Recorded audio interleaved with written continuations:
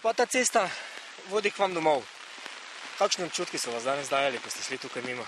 Grozljivi. Danes je bilo pa res zelo neprijetno, ker najprej po oni cesti, ko sem se peljala gor, je po toku tekla voda dol iz hribov in zelo neprijetno in tu se pa nisem upala peljati naprej.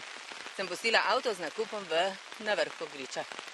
Ste že mogoče urgirali, poklicali pristojne, da bi to cesto prišli pogledati, popraviti?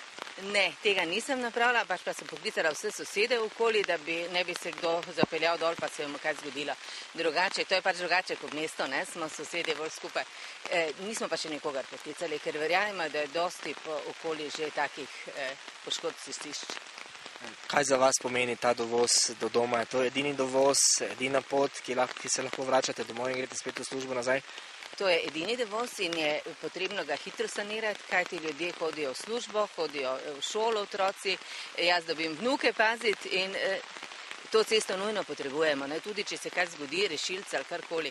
In menim, da je bila cesta lahko, ne bi bilo takih poškodb, če bi se sproti sanirala, kajti na enem koncu, kjer je bil tudi plaz pred časom, so sanirali, torej dodatno asfaltirali, pa sanirali in se zdaj cesta je nepoškodovana.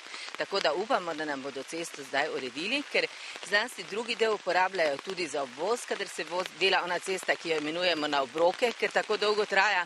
Tako da upamo, da bodo nam zdaj to cesto uredili.